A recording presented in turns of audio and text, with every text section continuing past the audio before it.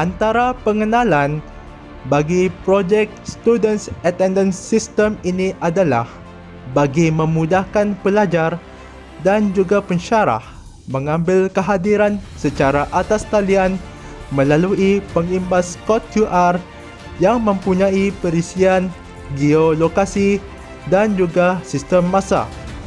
Selain itu, antara pernyataan masalah ini adalah sistem kehadiran pelajar masih menggunakan kaedah secara manual. Hal ini memerlukan sistem kehadiran yang lebih ringkas dan pantas. Kedua, sistem kehadiran pelajar menggunakan pengimbas kod QR dicampur dan tidak tertumpu pada satu kawasan. Ketiga, kaki tangan dan pensyarah jabatan tidak mempunyai perkembangan yang baru sistem kehadiran pelajar dengan menggunakan pengimbas kod QR. Terdapat 3 objektif projek ini, iaitu: pertama, memudahkan kehadiran pelajar dengan menggunakan kod QR. Kedua, pensyarah lebih mudah mengakses kehadiran pelajar dalam sistem. Ketiga, pelajar dan pensyarah perlu mengakses aplikasi kehadiran kod QR untuk mengetahui maklumat individu. Di samping itu, skop pengguna mempunyai 3 modul, iaitu modul web, kedua, modul mudah alih, dan juga modul back-end service. Modul web terdiri daripada paparan kod QR untuk setiap kelas dan memaparkan lokasi pelajar. Modul mudah alih adalah seperti rekod kehadiran dengan mengimbas kod QR. Modul back-end service untuk mengelakkan pendaftaran kehadiran tanpa kebenaran dan menganalisis data untuk menghasilkan carta untuk rekod kehadiran. Hasil dapatan berdasarkan hasil kajian borang selidik, didapati 80% responden menyatakan mereka berpuas hati dengan penggunaan sistem ini.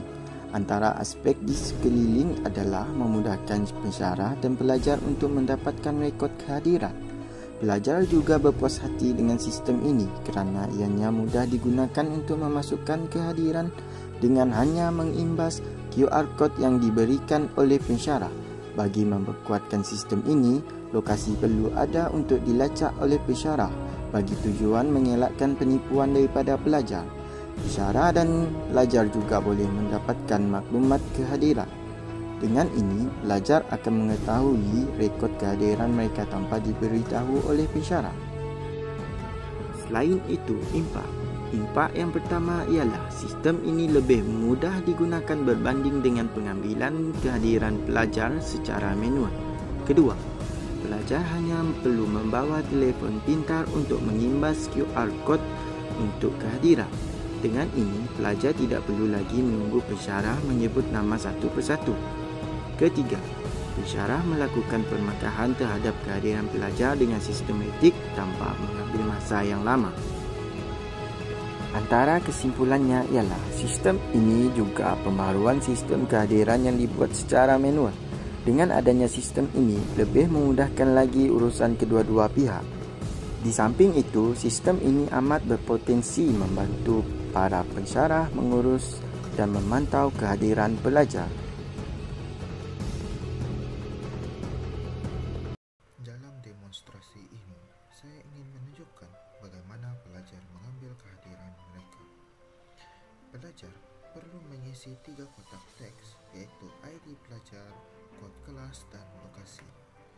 Sebagai contoh, saya mengisi nombor ID pelajar saya, lalu membuka pengimbas kod QR untuk mengimbas kod kelas yang telah ditunjukkan. Kod tersebut secara automatik akan terisi di dalam kotak teks kod kelas. Seterusnya, untuk mengisi lokasi, pelajar hanya perlu menekan butang Get Location. Setelah mengisi ketiga kotak teks, pelajar perlu menekan butang Next. Seterusnya, mereka perlu mengesahkan bahawa ID yang dimasukkan adalah itu. Sekiranya semua Yang betul, pelajar hanya perlu menekan butang login untuk mengambil kehadiran mereka.